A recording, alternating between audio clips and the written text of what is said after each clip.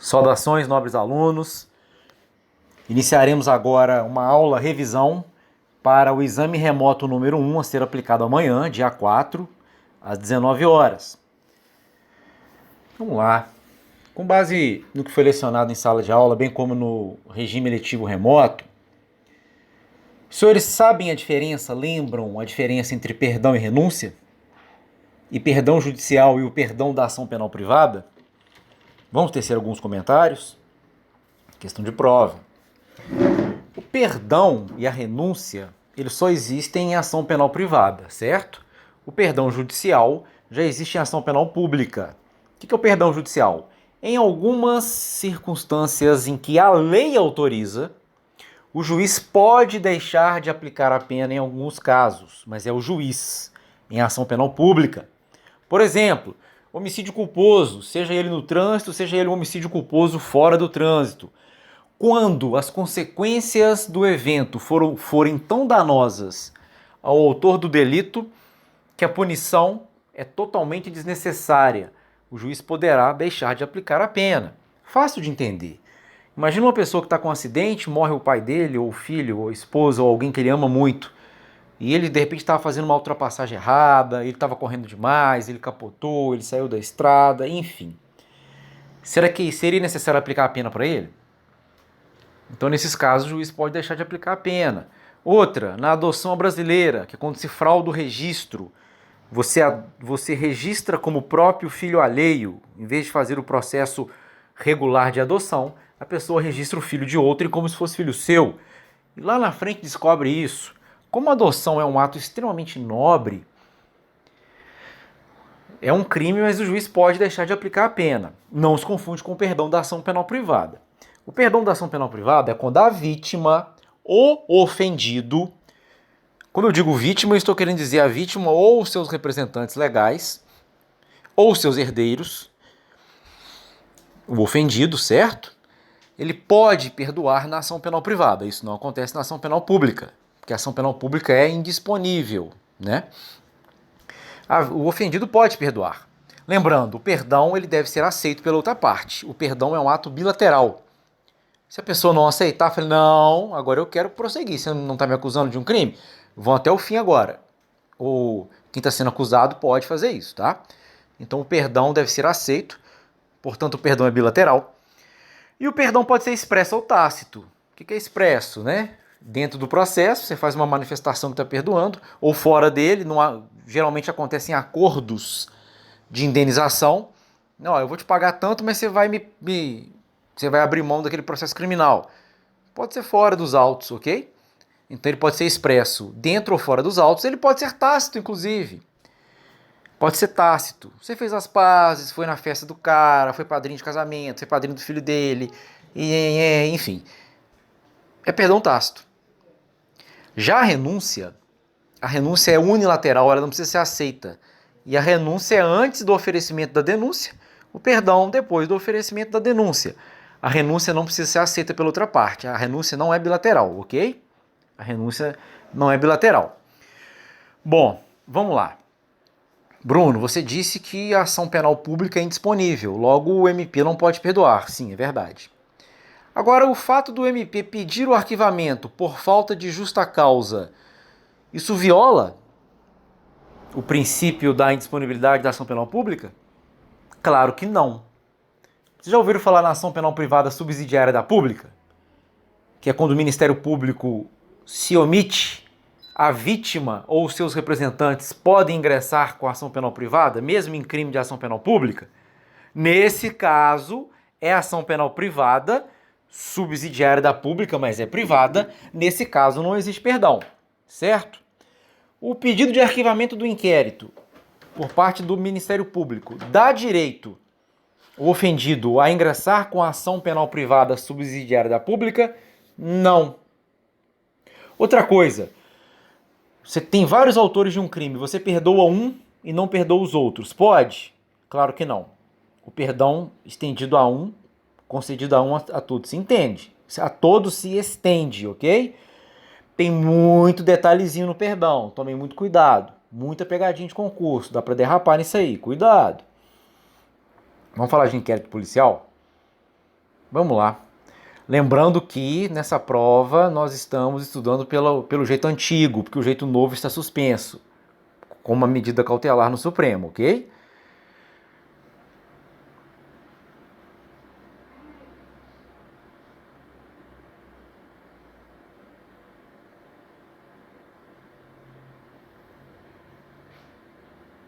Vejam, se o Ministério Público, ao analisar o inquérito, verificar que ele é atípico, o que ele deverá fazer? Pedir o arquivamento, beleza? Nesse caso, foi arquivado porque o fato é atípico, ou seja, o fato não é crime, é um indiferente penal. O inquérito pode ser desarquivado? Neste caso? Ou em qualquer caso, é possível o desarquivamento do inquérito? Bom, vou responder. Sim, é possível o desarquivamento em caso de provas novas.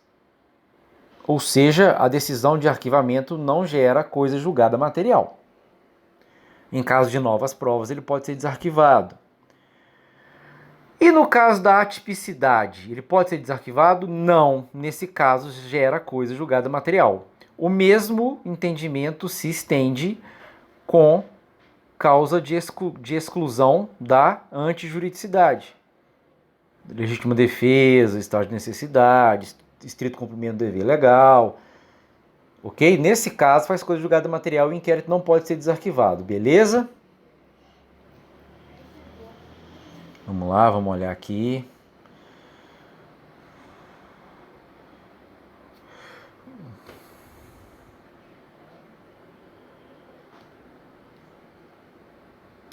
Eu quero que vocês estudem os princípios que norteiam a ação penal privada. Eles são diferentes dos princípios que norteiam a ação penal pública, ok?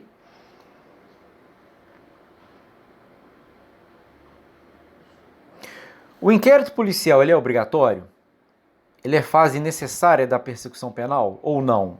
O MP pode dispensar o inquérito caso tenha provas por outros meios que não o inquérito. Ele pode dispensar, o inquérito é facultativo, certo? Se ele tiver justa causa através de outros elementos, ele pode sim oferecer sem problema nenhum, beleza? Quero que vocês estudem o princípio da intranscendência da ação penal, ok? Vamos lá, questão interessantíssima. Ação civil ex delito. O que é isso? É uma ação de indenização que surge em razão de um delito. Imagina que você está com o seu carro parado na rua, passa um caminhão e bate no seu carro, arrebenta com o carro. Não tem crime, porque o dano não é culposo. Não machucou ninguém, você vai cobrar indenização pelo prejuízo que você teve do seu carro. Aí você vai ter que entrar com uma ação civil de conhecimento. Depois que você ganhou, você vai ter um título executivo. Aí você vai executar esse título, beleza? Primeiro você precisa formar um título executivo. Tá, beleza. Agora, e no caso de um crime? Você pode entrar em paralelo com a ação penal, uma ação de indenização em paralelo? Pode. Pode sim. Agora, o juiz do civil pode suspender. Falando, deixa eu ver o que o juiz do criminal vai dizer para eu me orientar. Beleza? Ou então, o que você pode fazer? Não estou a fim de gastar dinheiro. O promotor já vai entrar com a ação penal para mim. O crime é ação penal pública. Beleza. O promotor entra com a ação. O cara é condenado. Depois que o cara foi condenado, você precisa entrar de novo com uma ação civil ou essa condenação na esfera penal faz coisa julgada no civil no sentido de você já ter um título executivo, você só precisa determinar a liquidez daquele título. Estão entendendo? É a ação civil ex delito. É uma relação jurídica obrigacional do direito civil que resulta da prática de um crime. Beleza até aqui? O que eu quero dizer para vocês? A condenação na esfera penal sempre faz coisa julgada na esfera civil. Você não precisa provar isso de novo na esfera civil. Bruno, e a absolvição? Faz coisa julgada na esfera civil? Depende do fundamento. Aí troca. Vejam, se eu provar que o fato não existiu, faz coisa julgada na esfera civil. Sei lá, uma vez, por exemplo, o Mike Tyson foi condenado por estupro. de uma modelo. Imagina se ele tivesse provado que ele não estava no local que ela falou que teria acontecido o crime. Ah, ela está querendo me tomar dinheiro, por exemplo. Eu estava em outro país, eu tenho que comprovar, eu estava em outra cidade. Ou seja, ele provou que o fato não existiu. Isso faz coisa julgada na esfera civil. Ou ele provou que não foi ele. Houve o crime sim, mas não fui eu que fiz esse crime não. Ele provou que não foi ele. Agora, e quando a pessoa é absolvida por falta de prova? Porque no direito penal, indúbio pro réu, né? Quem acusa tem que provar. Ou seja, há uma diferença entre eu provei que não fui eu ou eu fui absolvido porque não provaram que fui eu. Tem diferença, vocês estão entendendo? Tem muita diferença, beleza? O que acontece com isso aí? Nesse caso, quando não foi provado, quando há falta de prova, a decisão penal não faz coisa julgada na esfera civil. Ou há uma sentença que absolveu porque o fato é atípico. Isso faz coisa julgada na esfera civil? Também não, porque pode ser fato típico na esfera penal, mas pode gerar indenização na esfera civil. Agora a questão mais complexa de todas. As causas que excluem a antijuridicidade. Se a pessoa for absolvida na esfera penal por isso, exclui de cara a indenização na esfera civil? Não, também não. Por quê? Tem a legítima defesa,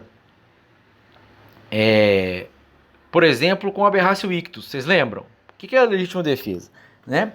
Uma pessoa dá de cara lá com o agressor dele, saca uma arma e mata o agressor. Aí a família do agressor vai cobrar indenização? Não cabe indenização, porque foi legítima defesa. Agora ele, para se defender do cara que queria matá-lo, ele atira, mata, mas ele atinge quem estava atrás. O cara que está atrás não tem nada a ver com a briga, estava passando lá. Ele tem direito à indenização? Tem. A pessoa vai ser condenada na esfera penal? Não. Há ali uma legítima defesa com erro na execução, ou com aberratio ictus. Lembra lá da dona Florinda, que vai dar um tapa no Seu Madruga baixa, acerta no Kiko. Ela queria acertar o Seu Madruga, mas ela acertou o Kiko, com que ela não queria acertar. É aberratio ictus isso. Então a legítima defesa com aberratio ictus não exclui indenização, por exemplo. Outra, estado de necessidade. Tem um defensivo e tem um agressivo. O que é o defensivo? É quando você dirige a conduta contra o causador do perigo. E tem o defensivo, que é quando você dirige a sua conduta contra quem não causou o perigo. Imagina um monte de casa colada, de madeira, tá pegando fogo. Você pega e derruba a casa do meio, para o fogo não alastrar para as outras. Essa casa que você derruba, quem causou o incêndio foi o dono dela? Então é um estado de necessidade defensivo. Agora, às vezes esse dono dessa casa não tinha nada a ver com esse incêndio, não foi ele que causou. Mas você pode roubar a casa dele para não passar para a sua, não tem problema. Mas aí é um estado de necessidade agressivo. Nesse caso, gera indenização, ok? Presta atenção nisso, essa questão é polêmica, tem uma questão... Não é polêmica, essa questão é complexa e tem uma questão dessa na prova.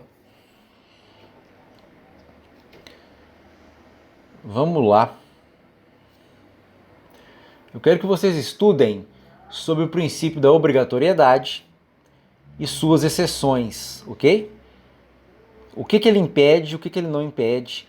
Então, por exemplo, no direito penal, o princípio da obrigatoriedade, né? Ele impede o arrependimento posterior? A transação penal? O arrependimento eficaz? A colaboração premiada? Como é que funciona isso? Então estudem, tá? Quais são as exceções do princípio da obrigatoriedade, tem isso na apostila, tá bom? Bom estudo para vocês, boa semana, boa prova amanhã.